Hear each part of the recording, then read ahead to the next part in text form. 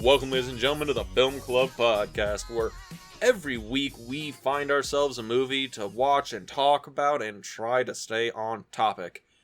And this month, this week, we call it an audible. We're not watching Amityville Horror. Yeah, we kind of made a mistake. We added an extra week onto July. Yeah, and also Amityville Horror was not, wasn't the highest priority on our list. Yeah, a mini review. Definitely a 70s movie that's not nearly as scary as it was all right. As Reputation proceeds. Yeah, not scary at all. But the movie we're talking about this week.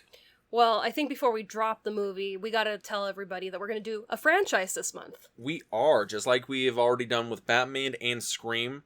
We're gonna do one of my favorite franchises. One that starts with an absolute masterpiece and then degrades into some of the greatest schlock ever put to screen. Near and dear to your heart. It is the Texas Chainsaw Massacre. Yay! Yay! Thanks, miss. Yes. Fun for the whole family. The Texas Chainsaw Massacre, released in 1974. Directed by Tobe Hooper, starring Marilyn Burns and Gunnar Hansen as the titular Leatherface. And Gunnar Hansen is so amazing in this movie. Yeah, it's interesting because he wasn't an actor. I believe he was a poet or a writer. He was like in... Really? Yeah, he was in like the English department at the University of Texas, and I believe how legend goes is that he saw an ad for this, and they said they would pay whoever it was to be in a movie. And he was like, okay, whatever, I'll give it a shot. You know, I'm an artsy guy. Yeah. And he walked in, and Tobe Hooper was like, yeah, you're absolutely perfect for the role. Like, you've nailed the audition. And after he signed the contract, you know, Gunnar Hansen asked, what made you pick me? And Tobe Hooper, being honest, was, you walked in and you filled up the door. Because he was 6'4" and 320 pounds. He was a mountain of a human being. And they still put him in 3-inch heels. So he was 6'6", 300 and something pounds of enormous chain-wielding anger. And also he did a really great performance because he actually studied for the role, and most of the characterization of Leatherface in this, that's all him. Mm-hmm. And I mean, I think just, go with Gunnar Hansen and how amazing he was in this role. Mm-hmm. The fact that even in 3-inch heels, he was still able to outrun his castmates. Yes, actually, because there's a part in the movie where the character Sally, played by Marilyn Burns, she's running away from Leatherface through the brush and the branches and all this other stuff. But because, again, Gunnar Hansen was very large, long strides, and rather athletic for a big guy. Yeah. He was... in a dead sprint, he could have caught her, like, no problem. So Tobe Hooper was like, just swing the chainsaw around. Just slow yourself down somehow. So he would just kind of, like... cut branches. Yeah, he would just stop and, like, chop branches and look menacing, which isn't hard to do when you're wearing, a leather face. And, running around with a chainsaw in your hand. It's pretty easy to do. Also, that's... another thing about that sequence, when he's running around and swinging the chainsaw in the woods... Did you know that he fell and the chainsaw went up in the air and almost landed up back on him? Yes, yeah, I did read about that. That's terrifying. I mean, let alone running with a chainsaw at any time. You could fall down, you could trip, you could hurt yourself, but at night in the forest or the woods... wearing a mask that pretty much destroys your peripheral vision. And in 3-inch heels, yeah. Yeah, and the other thing is, like, the chainsaw was not doctored. That's something people might think about the movie. No, that was a real chainsaw. It wasn't even, like, something they got from a prop department or, like, somebody owned. They borrowed the chainsaw from some guy that Tobe Hooper knew. And he said, yeah, you can take it, just bring it back to me, at the end of the shoot, because I need it for my shed. So they couldn't, like, modify it in any way, because it was, like, somebody's actual, like, chainsaw they used for work. So the blades on it were all real. When one of the actors is laying on a table, I believe... It's Kirk, right? Kirk, yeah. He's laying on the table, and that's, like, the actual actor. And Gunnar Hansen is like, all right, I'm going to hold this about 3 inches above your head.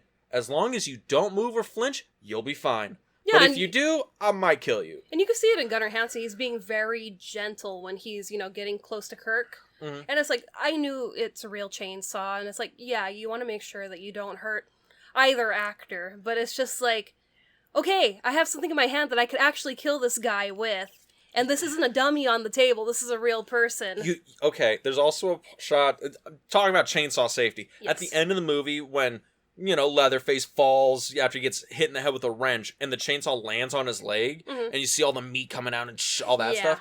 So, fun fact, there's a real leg under there. They had a little, metal plate there, and then some little meat, so it'll spew out.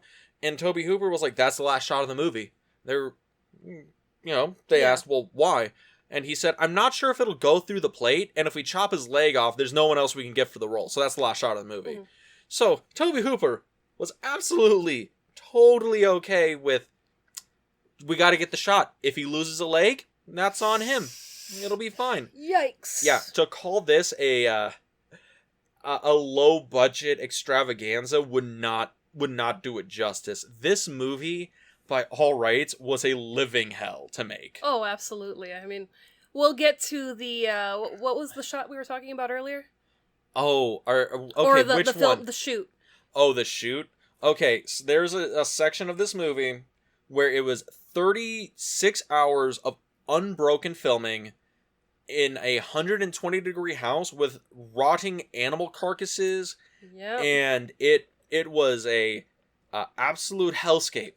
To quote Edwin Neal, who won the Bronze Star of Valor in Vietnam, said that was the worst experience he ever had in his life, was filming this movie, and that sequence in particular. And the rest of that quote was, and people were trying to kill me in Vietnam, but this was still 100 times worse. Yes, it's gonna be great. But before we get there, what is the Texas Chainsaw Massacre about? Well, why don't you tell everybody? I would love to tell people. So the Texas Chainsaw Massacre is about a group of friends going to Texas to visit the grave of their grandfather. And on the way, they stumble across what appears to be this deserted house. And they discover that within inside this deserted house is a cannibalistic family looking to, well, take in wandering teenagers like themselves and eat them. And comedy ensues. Yeah. There's also a lot more in there. There's a hitchhiker, there's a cook, there's, a swimming hole, and which Coca-Cola ain't there, and there's a lot of ass shots in this movie. Yeah. You can tell Tobe Hooper's an ass man. Yeah. Okay, well, one of the most famous shots is that low angle dolly when Pam walks up into the house. Mm-hmm. And it's like 90% her ass. Yeah. But it's so unsettling because the house just starts growing and looming over this girl as she begins to start shrinking in the frame. There's real artistry in this fucking splatter movie. Yeah. I mean, I think that's probably my favorite shot of the movie. Mm-hmm. Not her ass. Not that. Are you sure? Yeah. I'm positive. Okay, it's a tie-up between that shot of when she's coming running out of the house and he pulls her back in. That sells how scary Leatherface is. Oh yeah, and when you look up Texas Chainsaw, that's one of the most iconic stills that you have of him pulling her into the house. Mm-hmm. It's on t-shirts, it's on everything. But when you see it in action and just see the absolute terror on her face, which anybody that goes into a random person's house with the possibility of a cannibal pulling you into the house is just as iconic as him appearing in front of the Red Room for the very first time. Here's the craziest part about that, because none of the actors met with Gunnar Hansen before they shot their scene. They were all actually rather method about their approach.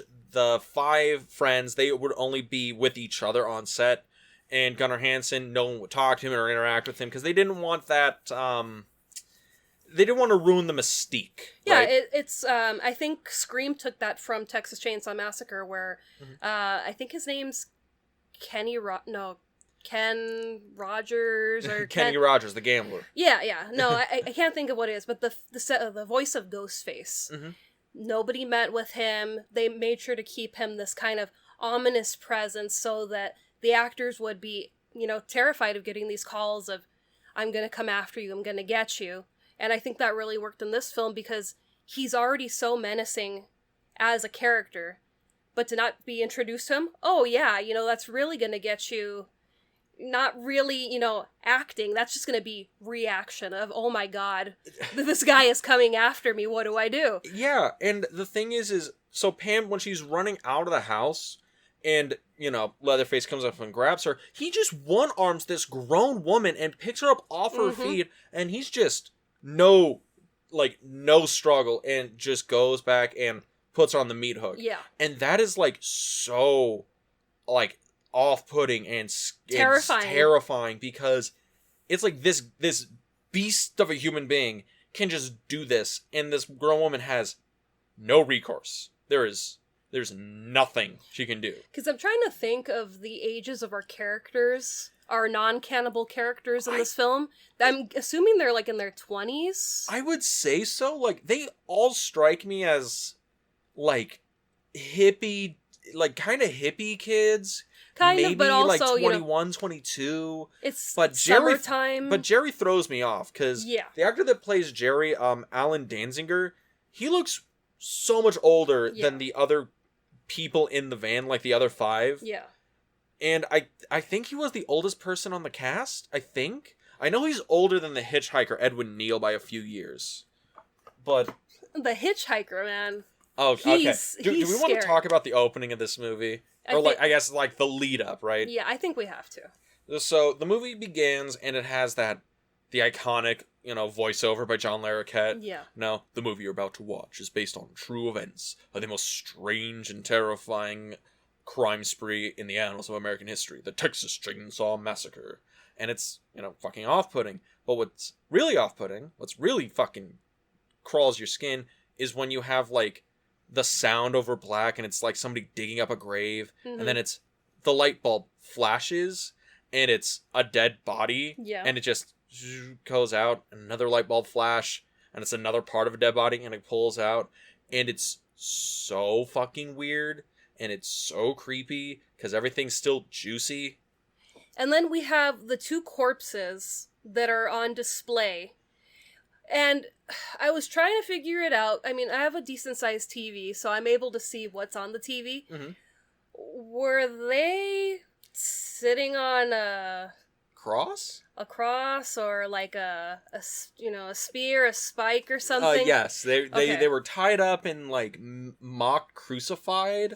Yeah, because I was like, the way that they're kind of sitting there, I'm like, it doesn't look like there's something behind them that they're kind of bracing against. Yeah, it's really weird because there's a lot of stuff going on here where the cannibalistic Sawyer family, that's Leatherface, the cook, the hitchhiker, they've gotten really good at making furniture and art pieces with body parts and bones. Speaking of art pieces and bones, we actually saw a booth like that at Midsummer Scream this past weekend. Oh, yeah. Oh, I guess for those who don't follow us on Instagram, we went to Midsummer Scream. It's the largest horror convention in California or in the world, I think. I think in the States, maybe the world, but definitely here in California, it's the biggest. It's our kickoff to the Halloween season. And, I mean, tons of Leatherface cosplays, some really good ones that we saw this weekend. I got to see one guy who, I think he was supposed to be Leatherface, but I think he might have just been half-assing it, because he was casual Friday Leatherface. He was Hawaiian shirt, some shorts, and he just had the Leatherface mask on. Well, he was Leatherface on vacation. Yeah, he was walking around with a Mai Tai, too. I kind of wanted to grab We actually missed on Sunday, because we only went for Saturday, but there was a Michael Myers that was Sunday Michael Myers, so he showed up in his robe, in his slides, and his shorts, and a t-shirt, and his coffee mug. And was just wandering around the convention. I'm like, that's badass. But we did see... The memes. So many memes, but we also got to visit the Texas Chainsaw booth. Yeah, and I know some people are thinking, okay, it's a booth that sold, cheesy Texas Chainsaw merch. And, okay, it had some cheesy chainsaw merch, but it also had a bunch of props from the movie, some of the prosthetics that had survived, and, some original scripts and things like that.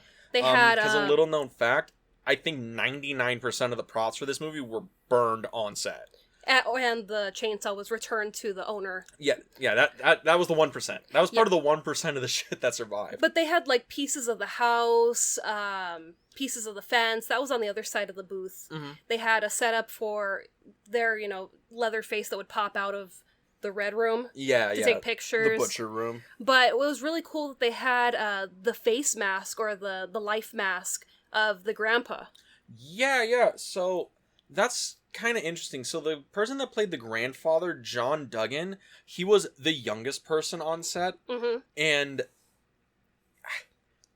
he was a trooper. He's the reason there was a 36-hour shoot, because he could not put that makeup on again. Those prosthetics were cheap.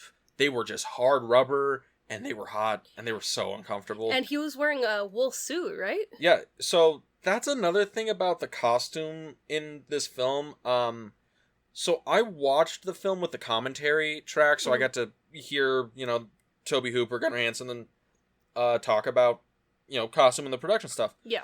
So, for all the teenagers, they had 3 sets of costumes for everybody, right? Mm-hmm.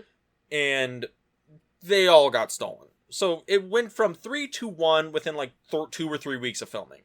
And with Gunnar Hansen playing Leatherface, he had 1 outfit. Yeah. So, and they couldn't, and everything was shot in continuity, and they could not replace it, and they could not clean it. Yeah. Mind you, they're filming in the hottest Texas summer on record. They are surrounded by real animal bones and animal carcasses, and that, you heard me right, every bone, either human or animal, is real. All the meat you see that came from an animal, that's real. All the nasty, dirty, grimy shit you see is real. There are slaughtered chickens in this movie, and them's real chickens. That's why this movie looks so real. Because it was all fucking real, except the dead people. And that's what took me back to Midsummer Scream, because apart from the Texas Chainsaw Massacre booth that we got to visit, there was a booth where they actually made, art installations from animal bones and antlers, and yeah, I remember we turned a corner and you were like, what the hell is that? And then I looked, and there's just this giant booth, and it's just elk horns, just lined up all up around this booth, making this giant archway. And I'm like, what the hell is that? The Wendigo have it come to attack. That's what I thought. It was cool as hell. But okay, in this movie, with all these bone furnitures and leather, human leather suits, I'm just saying, that is artisanal design. These people could probably sell their furniture in what's that place you like to go to with the World Market, the place that sells all the fancy furniture. Yeah, they're not going to sell that at Cost Plus. Come on. They could sell. No. I'm just saying, you put a Louis Vuitton thing on the Leatherface mask, that would sell. Or put a Supreme logo on it. Okay, so wait. We're going to write that down. We're going to put a Supreme logo on the Leatherface mask, just right on his forehead. We just made this go from being a crime to being a $500 accessory piece. You know what I kind of regret not picking up this weekend? What? That purple Michael Myers mask. I told you should have gotten it. I know. But if you haven't gotten Midsummer Scream, give it a visit if you love Halloween horror movies, because just being able to be immersed in that and see, truly some amazing costumes that people were able to craft, let alone items that people were able to craft together. It's just wow, it's breathtaking. It was a lot of fun. It's a lot of fun. We did get to see a guy that was in cosplay as the final version of Leatherface when he's in the suit. Yeah, that's the classic image of Leatherface, because that's him in the suit, and he's got the chainsaw, and he's running down the street, but that's the end of the movie. I think it's iconic because that's when you get the chainsaw dance at the end, but we're skipping so far ahead. The beginning of the movie. Yeah. Because after the, bodies are at the cemetery, that's when the teenagers, they're not teenagers, the college-age youths arrive at the cemetery, and they're like, hey, grandfather's here, yada yada, and they go and they look, and their grandfather's fine, but hey, since we're here, let's go visit Granddad's old ranch. We haven't been there in 10 years. Maybe it'll still be up. We can spend the night and we'll, go home tomorrow. Well, and that's also part of, kind of why are they going to the cemetery to see if their grandpa's still okay?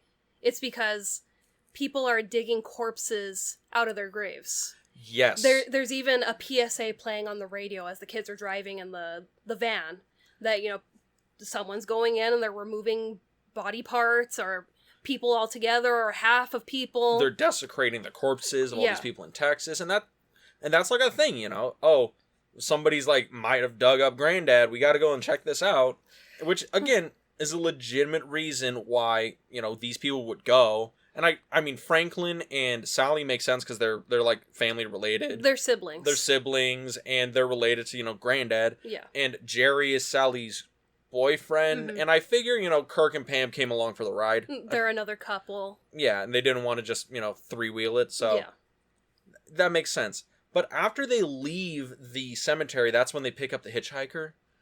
Reluctantly. Are you sure? I think one of them said, I mean, is he cute? We can pick up a cute hitchhiker. And then they're like, oh no, he's weird. Keep going. He's like, he's gonna die out here. And then, they pick him up. He's got blood on his face. And right away... see, that's a birthmark. Is it? Okay. I don't know. Because to me, it looks a little wet. And they kept saying, he's coming out of the slaughterhouse. So I'm thinking, oh, okay, maybe that got on his face and he's one of the cannibals, so he doesn't care if he's got, blood on his face. Well, it's weird because I think he has it on throughout the movie. I tried to see, but it was hard to tell because he moves around pretty fast. Yeah, he has a weird, presence about him because he's kind of jittery and he's, always looking around, and I don't know if the implication is that he's...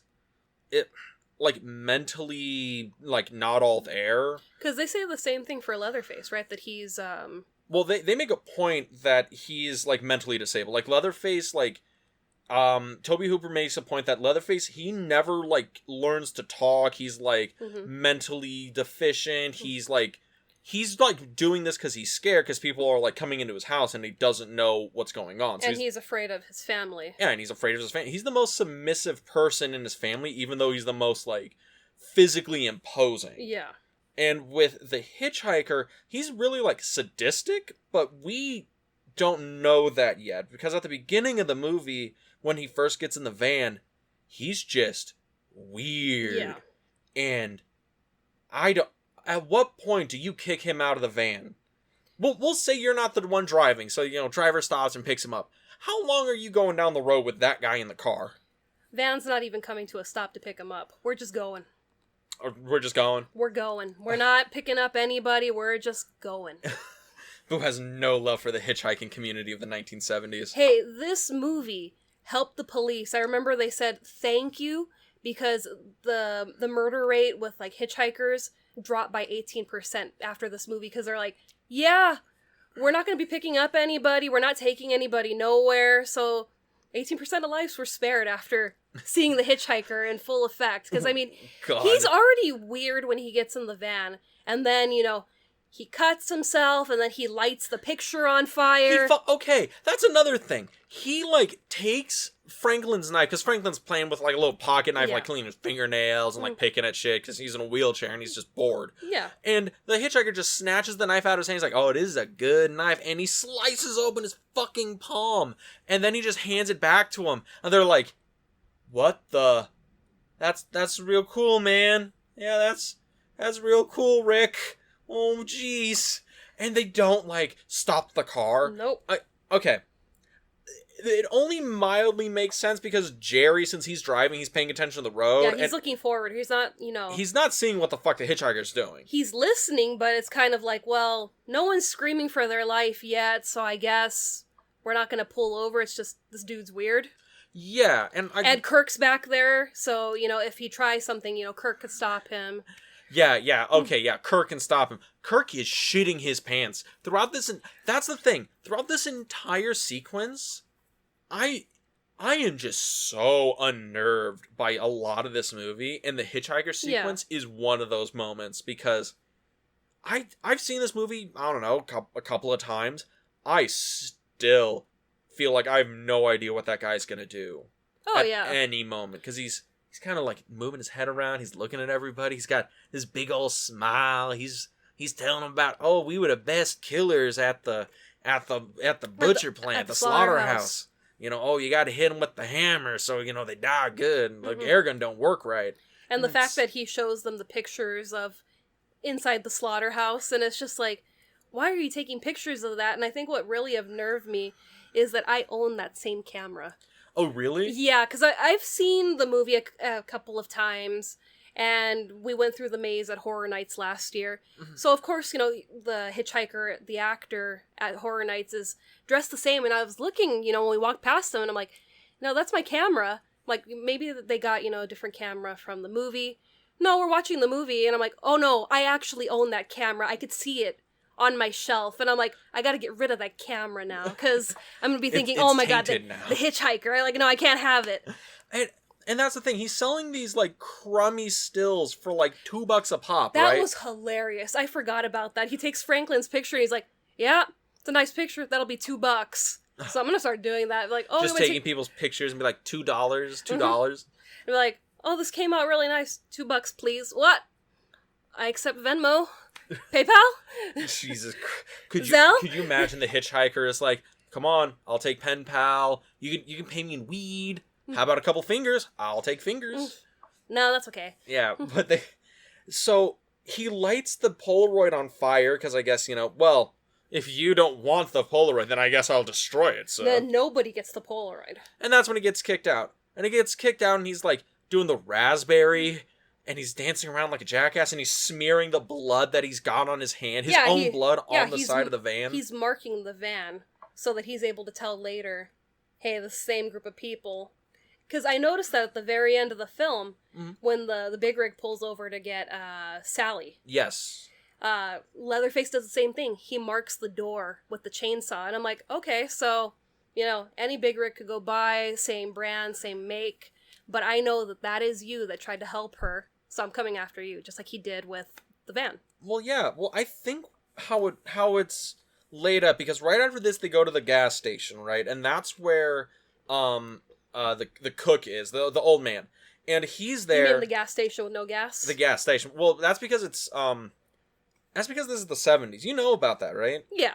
Because back in the 1970s, it's similar to today, there was a gas crisis, and there's just places where, we can't deliver the gas to every gas station because we're on a shortage. And I remember my mom was telling me that back in the day, my grandparents had to go every other day to get gas. You couldn't get gas every day because it was, limited to per person. Mm-hmm. And that's something about this movie that's weird, because it's oddly political. Yeah. Because at the beginning of the movie, there's the radio announcement talking about, hey, there's these people and they're digging up bodies, but it's also, they're talking about the Watergate scandal. Mm-hmm. And there's a whole thing going on where Tobe Hooper's talking about a lot of violence in the media, and how things are very distrustful, and the slaughter industry, and how that is if we did that to humans, that's we're all animals, it's just we're on a different part of the food chain. This movie made Guillermo del Toro a vegetarian. It did, and I mean, believe me, I was like, I can't see anything being hurt, destroyed, and I'm a big hypocrite because I love to eat meat. We literally went to barbecue before this. I mean, I think we had to. I mean, it's Texas Chainsaw Massacre. You gotta have some barbecue before we talk about the movie. That is the most fucked up thing I've ever heard. Man, they making some real good human meat over there. Wonder if I can get some barbecue, get some baby back ribs. I wonder if that's real baby. The fuck, man. I mean, you had pulled pork. I did.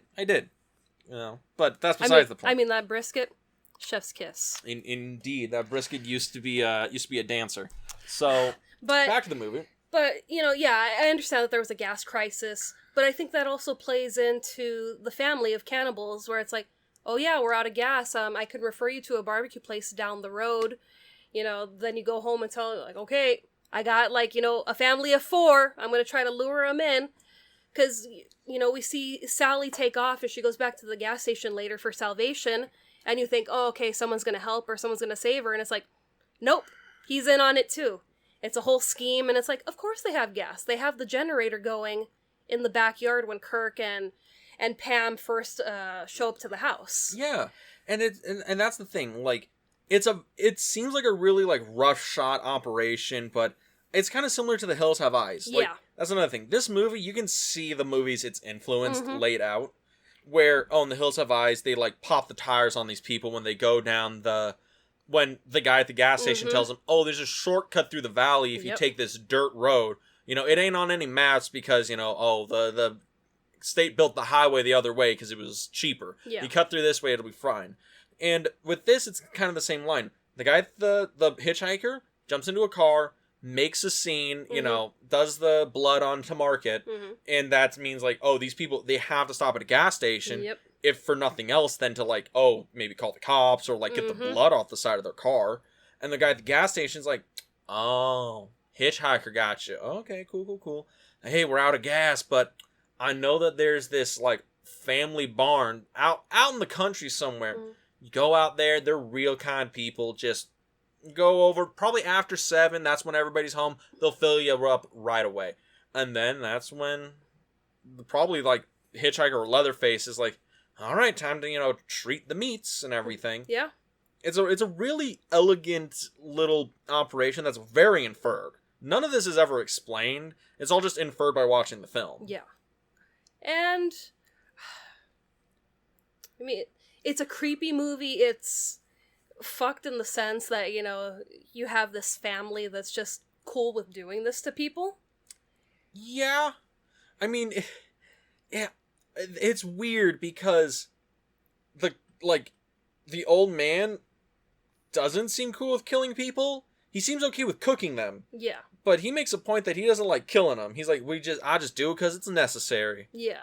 Whereas, like, the hitchhiker seems to have, like, this sadistic glee in doing it. In Leatherface, I don't even know if he really understands what he's doing. I think this is what it is, because it's like the same in any slaughterhouse, right? How you treat meats. Yeah. Where you have somebody kill the animal, somebody butchers it, and then somebody, you know, cooks it or preps it. Yeah. And that's what we have here. You know, the hitchhiker kills them, Leatherface butchers them, and the cook prepares them. Mm-hmm. And it's just a commentary on the slaughter industry and how people treat animals. Yeah. And it is a sadistic portrayal. Yeah, it's horrible, and it makes you feel guilty that, you know, we're doing this to animals so that we could eat creatively. Well, also, like, cheeseburgers are amazing. I know, food is so good. That's why it's like, you know, we're hypocrites, because it's like we don't want to hurt anything, but at the same time, we like to eat. Oh, yeah. But in this movie, it's just, you know, it's horrific that you can't, you know, just go out to an old family home without being completely slaughtered by the neighbors. Did this movie mess you up when you would ever travel any place rural? Well, Did you never travel any place like where it's like any rural areas? No, I've traveled to rural areas. I mean, I never really thought of this movie. Mm-hmm. I think of more like The Hills Have Eyes. Yeah. You know, being out there in the desert with nowhere. I mean, visiting Texas, I hadn't seen this movie at the time, so I never associated this movie and, you know, the great state of Texas. The great state of Texas, where some of my family lives. But, I mean, I could vouch for it being incredibly hot. Yes. Just, you know, kind of nothing, just, you know, miles of road with nothing on it. But, yeah, I mean, the only time that this movie has ever scared me was at Horror Nights last year when we walked through the maze.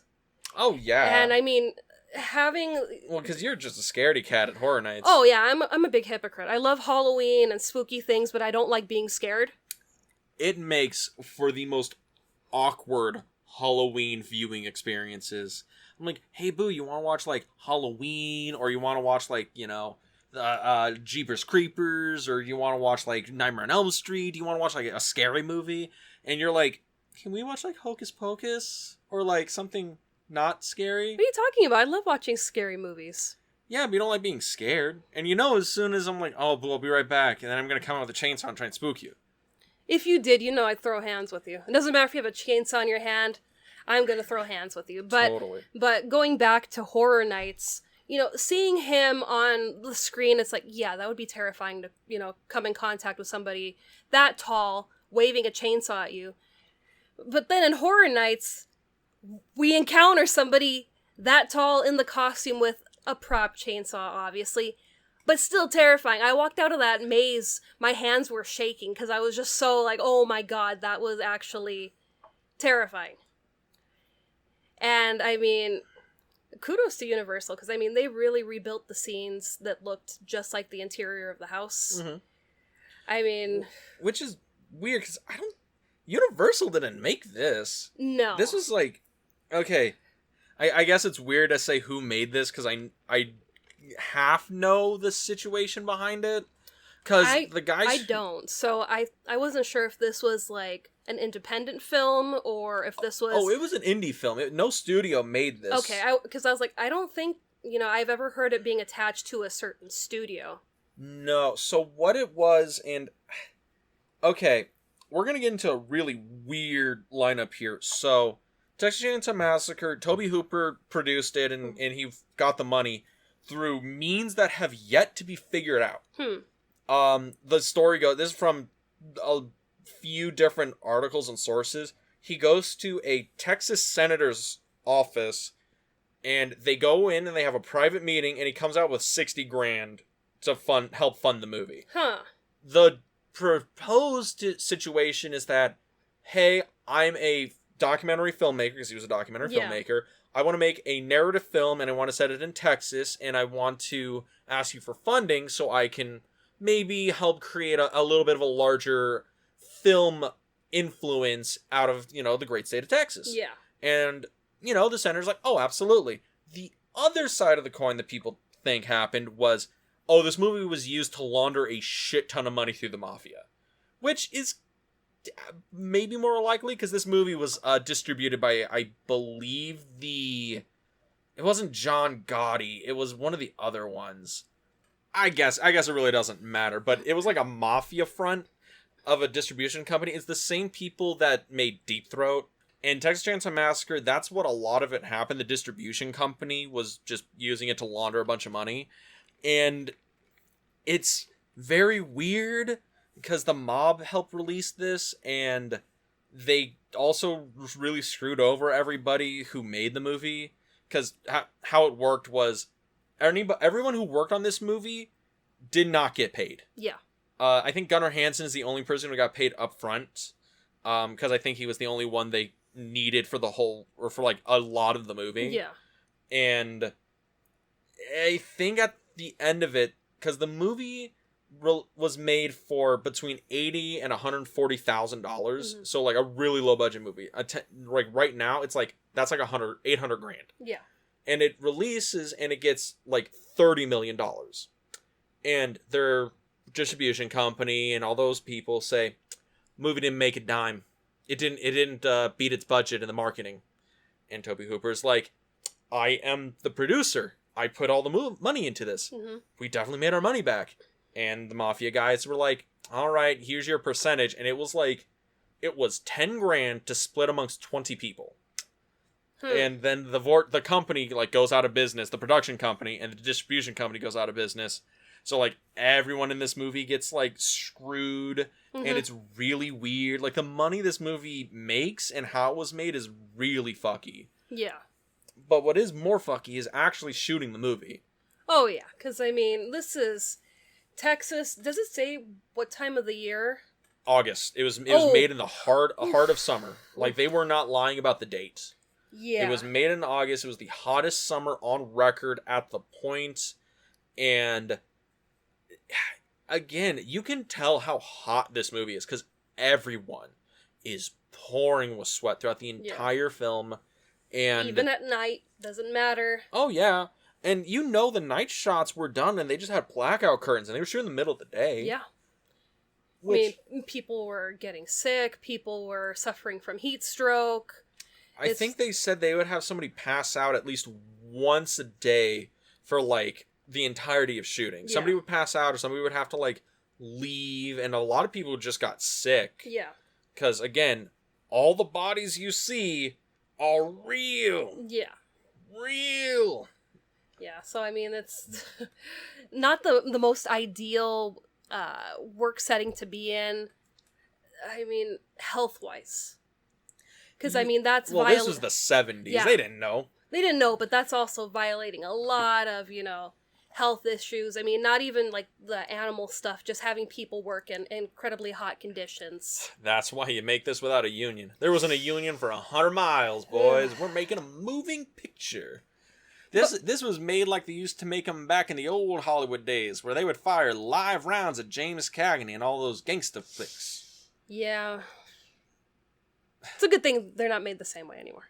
I mean, it depends on who you ask. But, yeah. Back to the movie. So, they get to the gas station. The old man realizes, okay, I guess old hitchhiker gotcha. So, sends him over to, there's this, house or whatever. If you find it, they should have gas.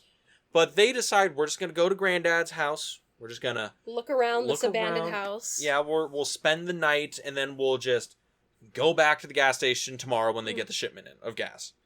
And they go to, the Granddad's house, and yeah, it is an abandoned trash heap. Was that house ever livable? Like, watching the movie? Maybe decades and decades earlier, but in this movie, it looked like it'd been pretty trashed for, 20, 30 years? Yeah, because I think Sally mentions, last time I was here, I was only 8 years old. And I'm like, you're maybe 21, 22? Like, so that's a lot of damage to have happened in between 8 and 20s. Yeah, so it's like, in the course of 10, 12 years, that, did a bunch of squatters come in and, decide to, let's just burn this place up, smash it up real good. The creek disappeared. Yeah. Or the swimming hole. Yeah, that's another thing. They go to the swimming hole, and in any other movie, this is where you would have tits, right? You would think so. Like, Pam and Kirk, they're all, kind of flirty, and you're like, oh, they're the couple, and they're like, hey, we're gonna go down to that old swimming hole, and in, Friday the 13th, Halloween, Nightmare on Elm Street, literally every other slasher movie, this would be the signal to the audience that boobs are a-coming. And they get that was even my signal. It was, they're gonna go fool around, dead. But they don't. Well, I mean, they get dead, but they don't get to fool around first. They're like, there's no crick, but I hear a generator. Well, let's go to the place that has gas for said generator. And Kirk's the first one that gets got. Yeah, but that's something I wanted to point out. The movie is a slasher film. It is a prototypical. It is probably one of the first. It is one of the first true blue slasher films. After Psycho. Well, yeah, Psycho comes out in what, 1960, and this 60 something. Yeah, this comes out in 1974. But thing is, Psycho. Oh, that's a prototypical slasher. That's a proto slasher. It lines up we have this guy, he has a body count over this, and he's spooky. But Texas Chainsaw Massacre, I can see this and draw direct parallels to Halloween, Friday the 13th, Hills Have Eyes, but this doesn't follow the same, moralistic lines as those other movies. Yeah. Even in Psycho, the people who die, like Marion Crane, she dies, but she's an adulteress, and she's, fooling around with a married man.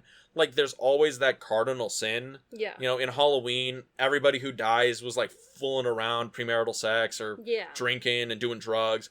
Friday the 13th, that's the entirety of the body count in those movies. Nightmare on Elm Street, the entirety of the body count of those movies. So, fun fact about Psycho in this movie, because in the beginning of the movie, you say with when they're talking in the beginning, the warning.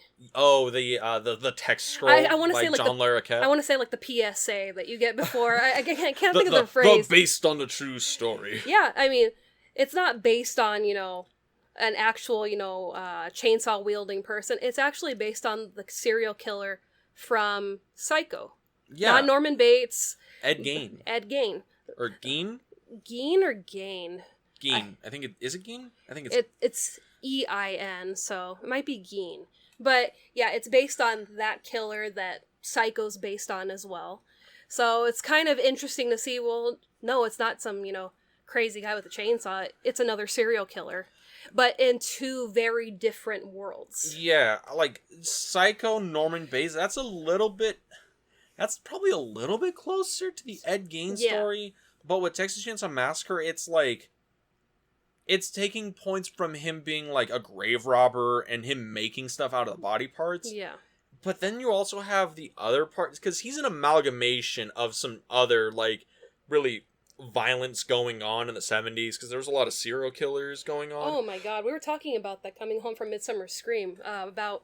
Serial killers, yes. conspiracy theories, you know, because you get in the mood after you see a bunch of horror stuff. Yeah, but it was just like this explosion that happened with serial killers here in California. Yeah. I mean, we were trying to list off as many names that we could think of, and I mean, there were probably way more that we forgot or, you know, hadn't even heard of, and it was just like, how did this happen in this one chunk of time? Well, it was the zeitgeist, and that's what Texas Chainsaw Massacre really narrows in on, because when Tobe Hooper was writing the film, he was writing it, one, high on many drugs at the time. Yeah. But he was writing it while he was watching the news, and famously after he was at a department store in a long line, and he saw a chainsaw, and he's like, I can get to the front of the line real fast with that chainsaw. Then he just like, oh, I can make a movie about that, something scary. But he's doing this as he's watching the news, like Watergate's going on. Yeah. He's seeing like footage from like Vietnam, like the end stages of Vietnam going on. And back then, there was like no censorship. You could literally, it was like Live Link, but that was the news. You turn on the news, you would see people like getting shot and killed and murdered.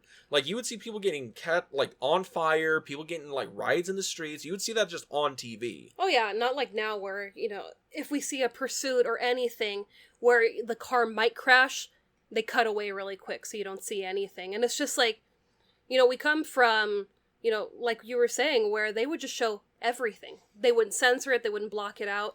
And I thought I saw somewhere that this movie was rated PG before the system, you know, kind of... No. So here's what was going on.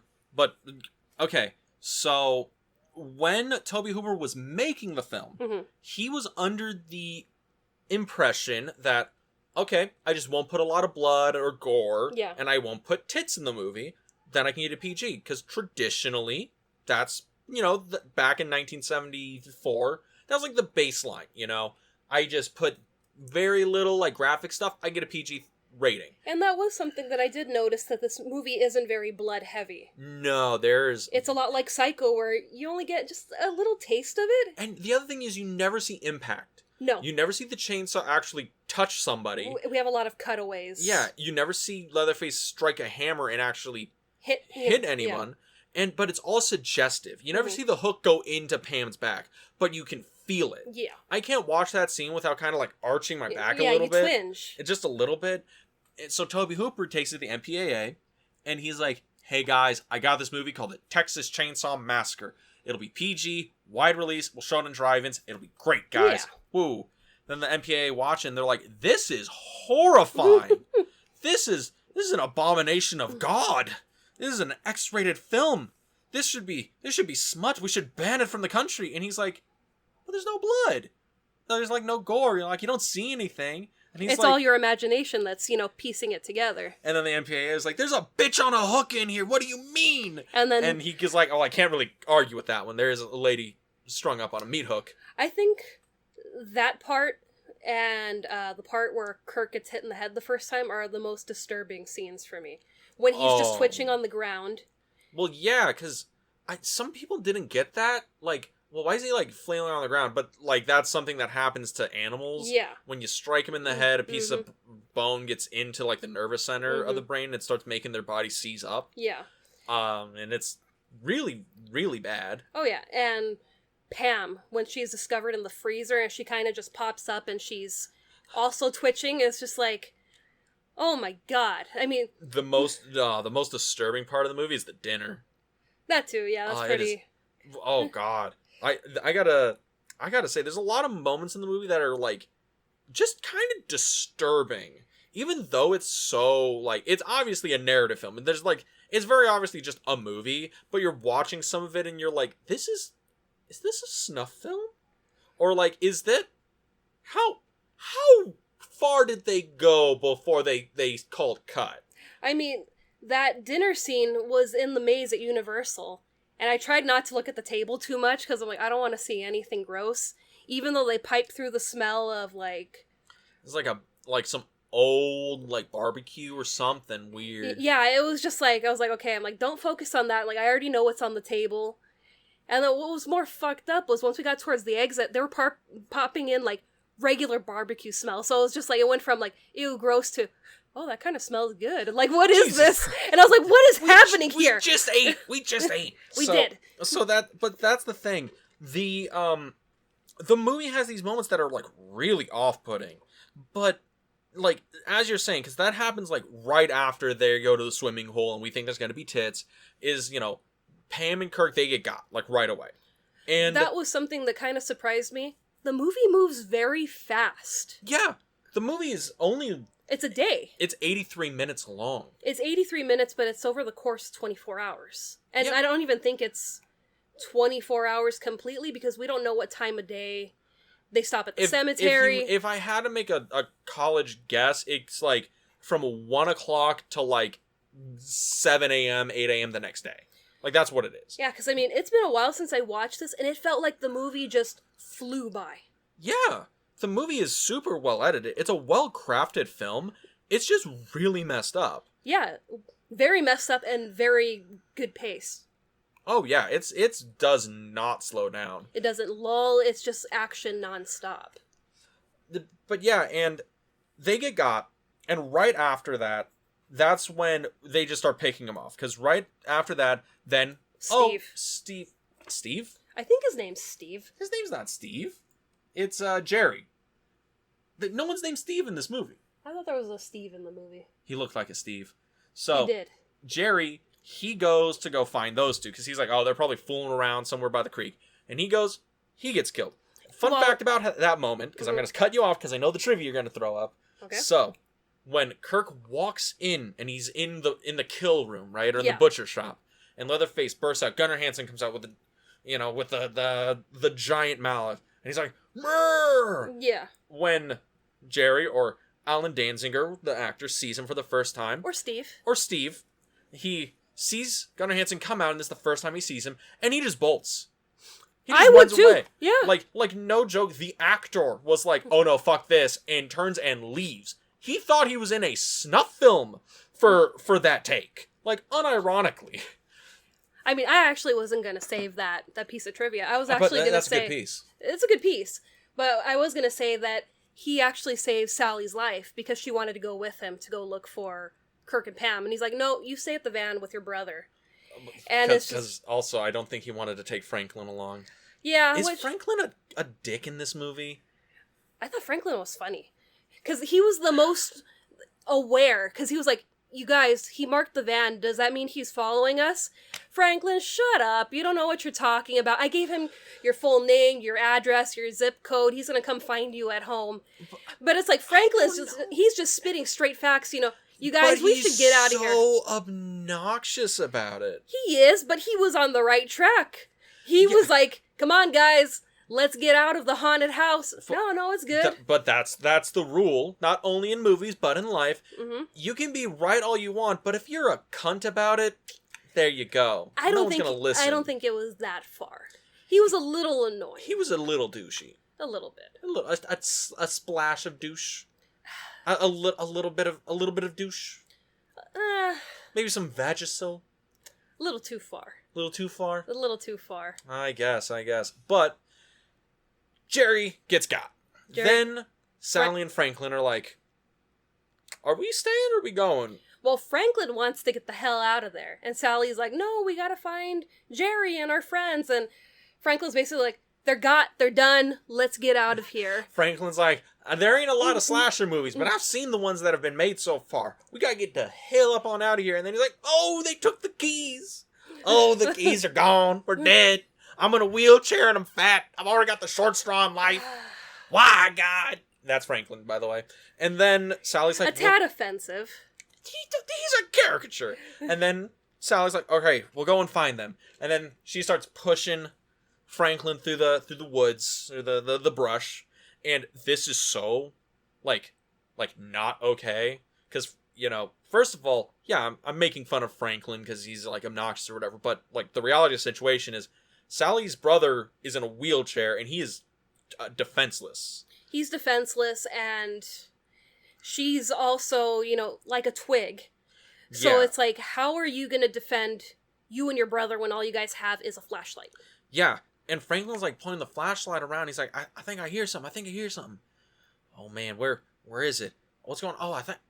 Oh wait, there's a house over there. I think there's a ladder. Maybe somebody's there. Maybe they can help us. And then, is that a chainsaw? And then Leatherface pops out. And this is the kill of the movie that is just... so gruesome. And you see a bit of like spray blood. Yeah. And that's it. You don't see, Franklin getting cut up or whatever, but you hear Sal break down. She is freaking the fuck out. I mean, Marilyn Burns screams so much in the end of this movie. Because, Franklin dies at, like, what, the 45-minute mark? Yeah, that sounds about right. And then she is screaming for the rest of the movie. The rest of this entire movie. The next 40 minutes is just... Marilyn, you don't need to memorize lines, but have some tea. You're going to be screaming a lot. We need you to be terrified the rest of the film. Yeah. Don't say anything, just scream. And she was. Like, unironically, I saw an interview with Marilyn Burns, and she said that making the movie, she really didn't have to act for, like, the last half hour of, like, the runtime of the film, because she was just so, like, emotionally and physically broken down from, like, the making of this.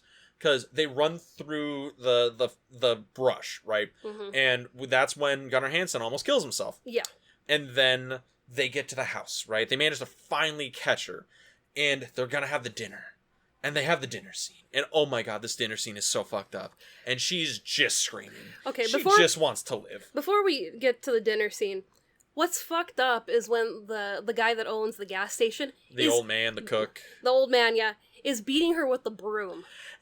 Also, I like how Sally is like, oh, you're going to try and tie me up and take me there? And she pulls a knife like a bad bitch. And this guy is like, a knife? A measly 3-foot butcher knife? I have a broom, darling. This broom's a lethal weapon, and I'm a master. Ha-da! And he knocks it out of her hand like right away.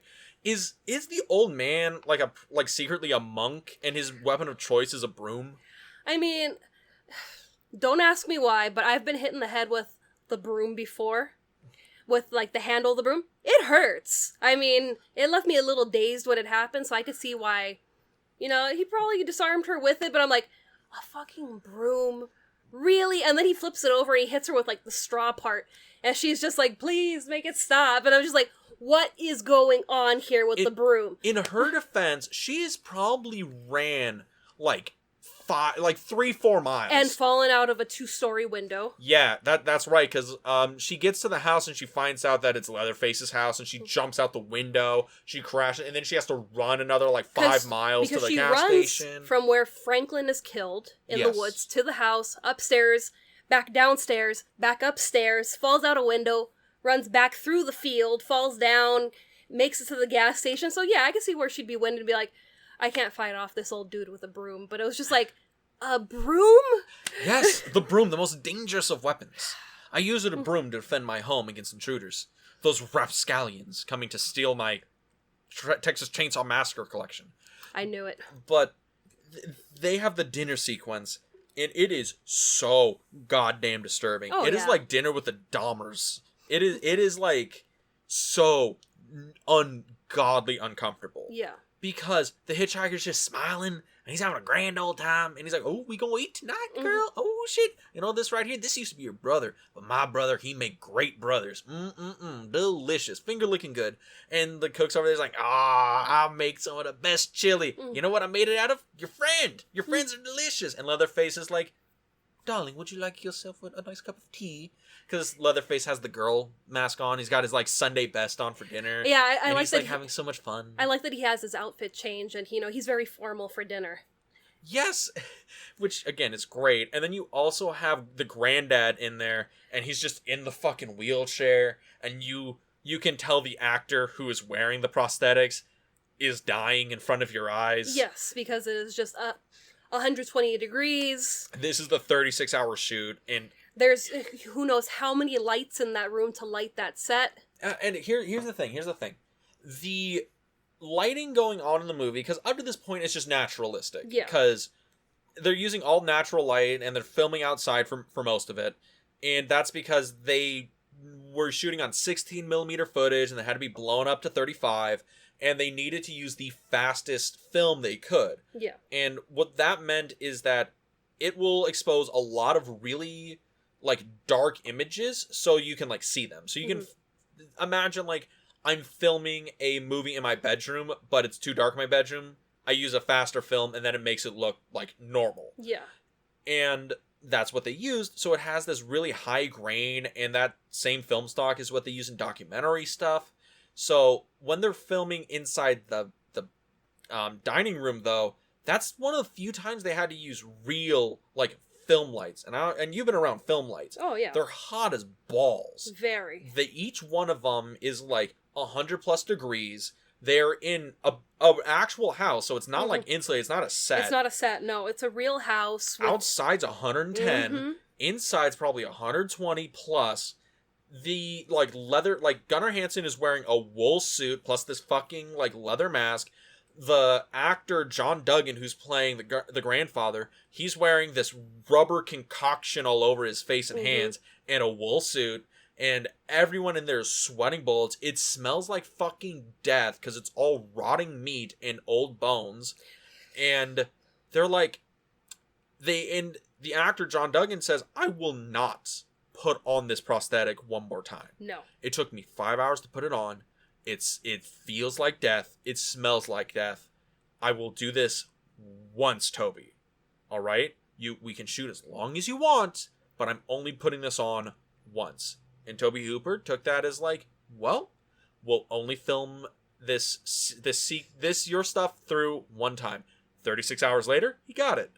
And I think it works with the sequence because everybody looks fucking crazy. Oh, yeah. And that was something that I had read, that because of the heat and everything, it being like 36 hours, people were losing it. I forget what the phrase is called, where because you're so exposed to this heat, they were starting to believe that they were their characters. And so on that, the part in the film where they cut Marilyn Burns' finger to, like, feed the grandfather the blood because, cannibals. Yeah. And they had to get, Gunnar Hansen was going to do it, and the little prop thing they were doing, like, wasn't working right. You know this? Yeah. Yeah, so they had a little prop knife, and they would cut her finger with it, and then they would stick it up against, John Duggan's face, and he would, like, suck the blood, right? Yeah. Now, the little prop thing just wasn't working. It couldn't look good on camera, because it's a really, like, cheap, it's a cheap prop knife. Yeah. And the tube is, like, super obvious, and Gunnar Hansen is there, and they're setting up the shot again. This is probably, like, take, like, 15. Yeah. And Gunnar Hansen is sitting there over in the corner because no one wants to talk to him. He smells like ass because he's worn the same costume for 3 weeks, and he is going cabin fever, and he's like, get into the shot. And he takes the tape off the, like, prop knife, takes a little blood tube off the knife, and when they yell action, he legit just slices Marilyn Burns' hand open and puts her hand against John Duggan's face, the grandfather's face, and he's a real blood. That is real blood going on here. And they were like, cut, we got the shot. And Gunnar Hansen is like, thank Christ. Thank God Almighty. I couldn't have done that again. And Marilyn Burns is like, you fucking cut me, what the hell? Yeah, you cut my finger open. I'm bleeding all over the place, and it's just like, it's a fucked situation, because it's just too much for a person to be able to endure all of that. Yeah, and also, I'm not sure if he talked to Marilyn Burns beforehand that he was going to do it, and they both agreed to it. Because I'm under the assumption, if they're in hour 15 or 16, she might be like, if we can get through this, and you just have to slice my finger open, fuck it, do it. Yeah, I don't think he would just go and cut it without her consent. Yeah, that seems a little messed up. Yeah. But then again, you're in, honey, we're in hour 25. It is so hot. I think I've literally lost 40 pounds just from sweat, and I think that Satan is talking to me. We got to get out of here, one way or the other, baby. Yeah, that's when the pocket knife comes out. But that was this whole shoot. Was these people like, I don't care what we have to do. We have to get through this. Again, the heat alone is like god awful when Yeah. they're filming in the van, because the van's actually moving. You can see through the Oh, yeah. windows, even though it's blown out.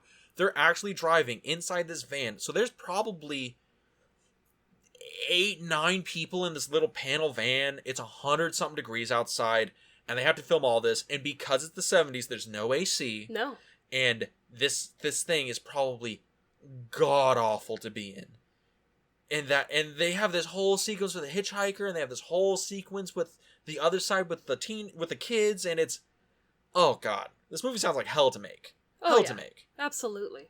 But I then, mean, you know, the dinner.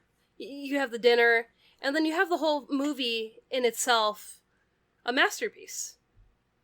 It really is. Because the movie is fucking scary. Yeah.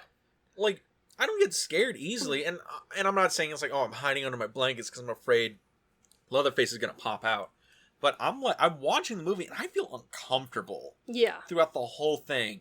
Like, The Omen had that kind of creepy feeling where, you know, I'm watching it and I'm just like, something doesn't feel right. I'm not like scared, but it's like, the movie just feels weird. Also, this movie feels weird, and I'm like actively like shifting in my seat, trying to like, it feels like that hook might have nicked something. I don't know about this. And you make fun of me for feeling stuff like that when I'm watching movies or TV. You said you stopped breathing during 2001.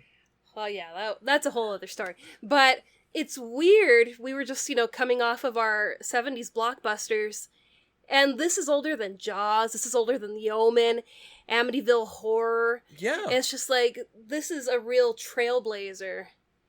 And there really isn't anything that could touch this movie. I mean, there's been the remake in the early 2000s, which was kind of like, yeah, this isn't scary at all.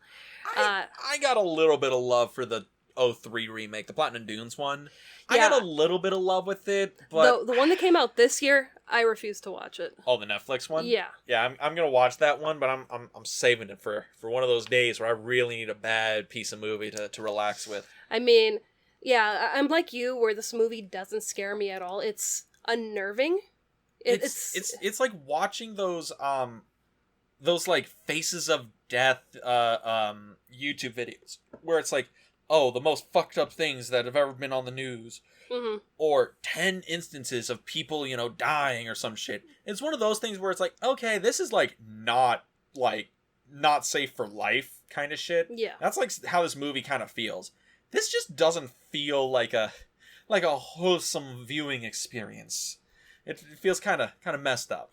Yeah, but, when we were in the maze, I was like, okay, I'm legit scared, and I could put myself as one of these characters in the movie, where it's like, okay, you're encountering somebody that big with a chainsaw that's gonna come at you and potentially eat you. This is horrifying. I want to just get out of here. I want to run. All right, but I gotta say this. Everyone's afraid of a 6'6" person with a chainsaw coming at them. Oh, you look pretty cool. Because you kept whispering, you're like, hey, Boo, after this, you want to go over to the Texas Chainsaw barbecue place that they have over there? Well, I'm a man about it. It's fine. Which was really good. So, after the dinner, Sally manages to get loose, and this is when we're in the end goal, right? This is the end of the movie. Yeah. She runs down the longest driveway in Texas history, with the hitchhiker prancing around like a jackass, slashing her back with a razor, and then Leatherface. Another iconic scene with him running down the driveway with the chainsaw. Yeah, it's literally the cover of my Blu-ray. It's also the shirt that you picked up from Midsummer Scream. Exactly. And then he's running down there, and Sally manages to break away just enough for a 18-wheeler to run over the hitchhiker. Yeah. And that's disturbing when he runs over him, because he's just mangled. Yeah. And it's like a good effect. Yeah.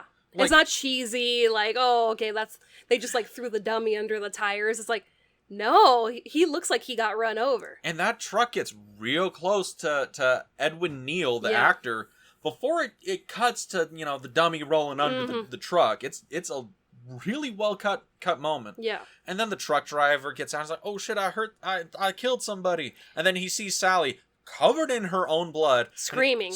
And then this guy with the chainsaw comes out and he's like, oh no, fuck that. And he jumps in and he grabs Sally, throws her in, and you're like, this truck driver, fucking hero. Yeah. And then Leatherface starts chainsawing in and he's like, oh fuck this.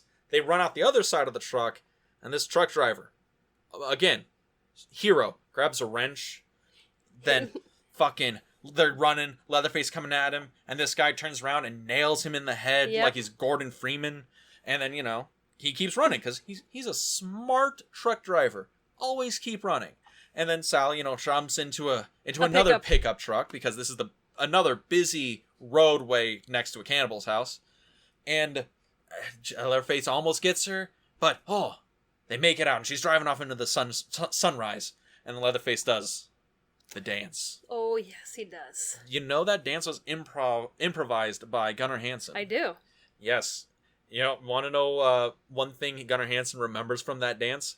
He couldn't see absolutely anything through the mask. Yeah. Because his peripheral vision is completely gone. He can just see straight in front of him. Yeah. And he's spinning this chainsaw around because he's a really big guy. And this chainsaw, though it's really heavy, he can wield it and move it around and swing it pretty normal.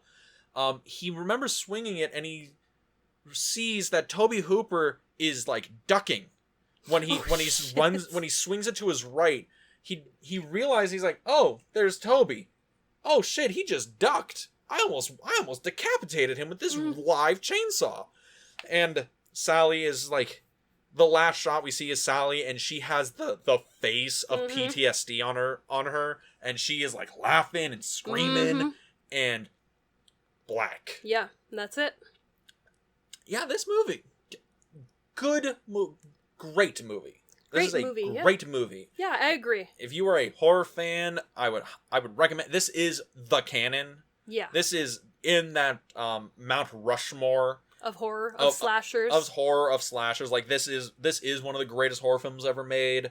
This is also something I would not recommend to the faint of heart. Have a good constitution going in, because there's some stuff that will probably not feel so good. Yeah. But great movie. Highly recommend. Same. I think if you're trying to get into horror, this should definitely be on the list of films to watch. Yeah. I would say that this is probably a good jumping on point if you're getting into classic slasher stuff. Especially since it's not attached to a studio, so you kind of get to see what studios are capable and what independent filmmakers are capable of, and how it's still so beloved by so many horror fans, cinema fans. It's just a great film overall. And I would say that, honestly, I'm looking forward to going through the franchise.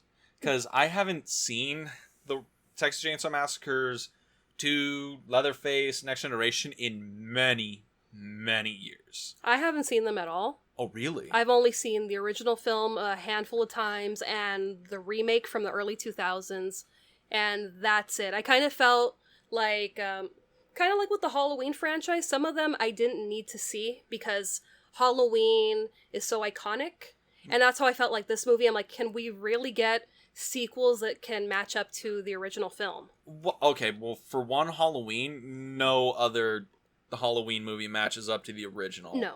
We're close with 2018. I don't even know. It's top 3, but the thing is, top it's 3. But that's how I felt with this one, where it was just the first one is so good that it's I don't want to see it kind of just spiral out of control. Well, okay. I think you're going to enjoy the second one, right? The second one, because that's what we're talking about next week, everybody. Texas Chainsaw Massacre 2.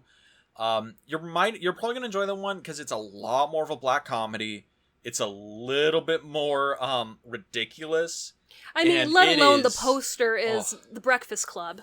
Yeah, my copy's not the Breakfast Club poster, but it is